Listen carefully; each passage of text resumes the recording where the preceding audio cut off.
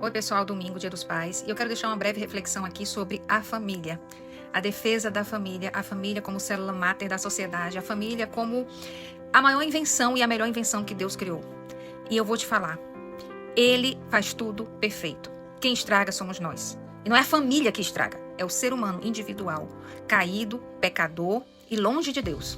Porque a partir do momento em que as pessoas individualmente servem a Deus, temem a Deus, obedecem à palavra de Deus, que é o manual do fabricante, essas pessoas conseguem ter minimamente uma família saudável, uma família que busca colocar princípios e valores cristãos na mente e no coração dos seus filhos, uma família que não é hipócrita, uma família que prega pelo seu próprio exemplo. Foi isso que Deus planejou para a família.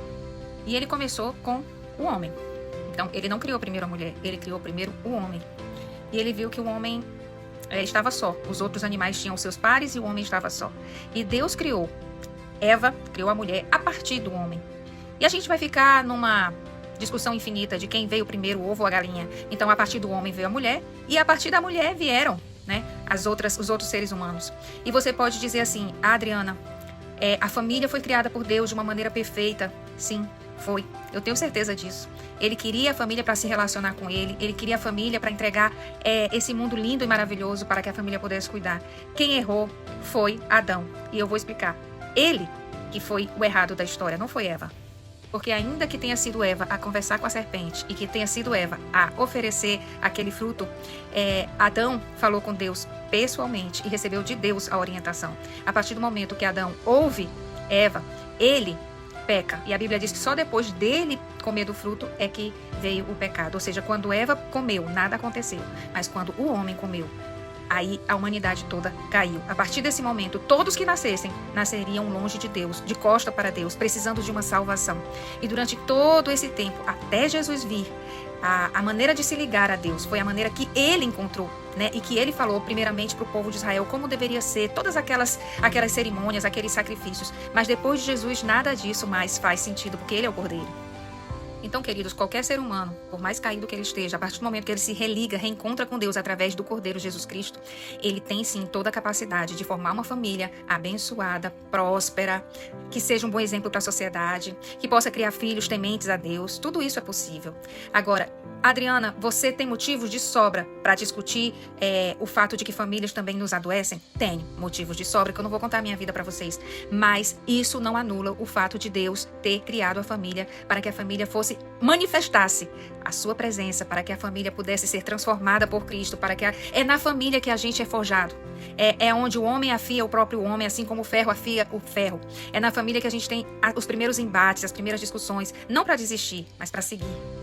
Agora, o que a gente vê é os governos, o sistema mundano, diabólico, destruindo a família. E isso não é de hoje. Você pode ver, a primeira família já teve o primeiro assassinato, onde um irmão matou o outro. E toda a Bíblia está cheia de grandes tragédias familiares, desde incesto, de abuso, enfim, de estupro, de tantos crimes hediondos que a gente pensa que acontece hoje, mas já aconteceu lá no passado, por causa do pecado. Não é porque Deus não nos ama, pelo contrário, Ele não deixou o mundo solto, Ele deu ao mundo a palavra dele, para que a palavra fosse esse norte, essa bússola. O problema é quando o ser humano não quer ouvir, ou quando ele finge ser uma pessoa de Deus, um religioso, um fariseu. E esse, Jesus Cristo, abomina mais do que o próprio pecador, porque ele distorce a imagem de Deus.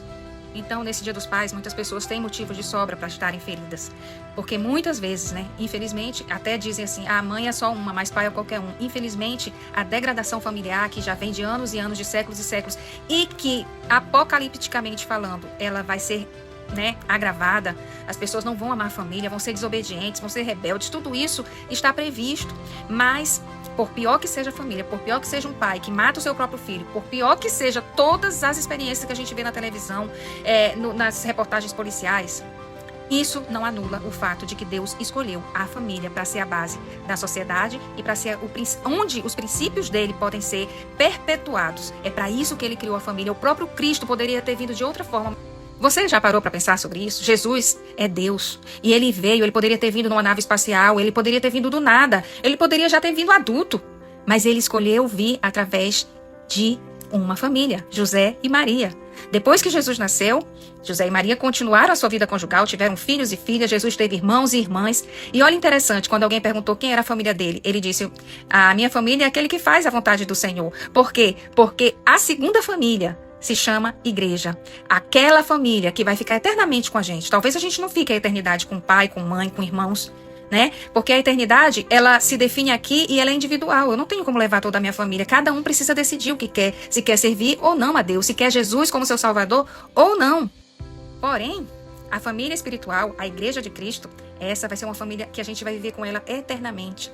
Então, meus amados, valorize a família. E se você tem problema familiar, preste bem atenção, não forme uma nova família com pendências. O grande problema é que as pessoas com problemas familiares, elas entram numa nova família, elas formam uma família com as sequelas sem serem saradas, com as feridas abertas. E o que acontece? A pessoa que não é curada, ela se torna uma pessoa que vai gerar ferida para o próximo, seja o cônjuge, seja os filhos. E aí é um ciclo vicioso.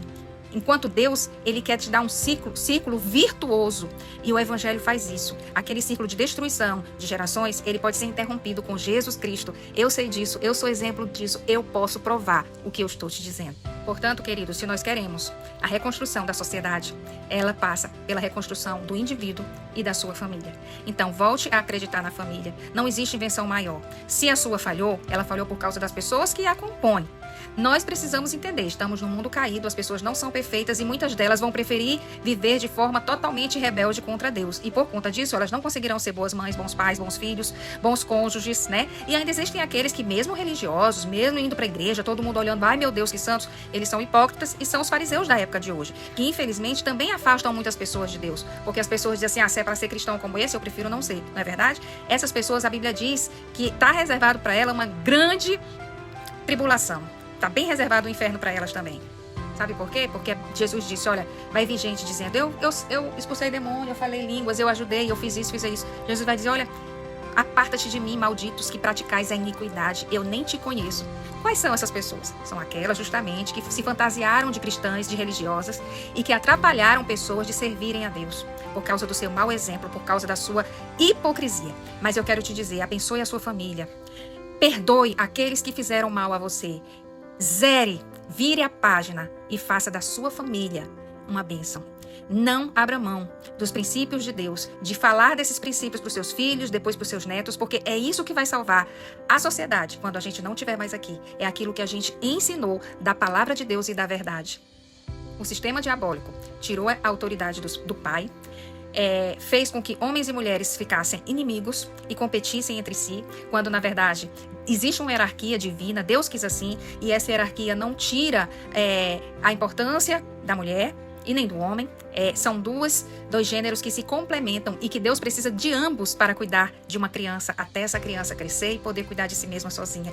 Então a criança precisa do pai e da mãe, da figura materna e da figura paterna. Nós não podemos descartar a figura paterna por causa das inúmeras experiências negativas com inúmeros homens, né? Seja o nosso pai, avô, tio, namorado, porque o princípio não muda por causa da minha experiência negativa, do meu trauma. O princípio, ele permanece e a gente precisa temer esse princípio de Deus.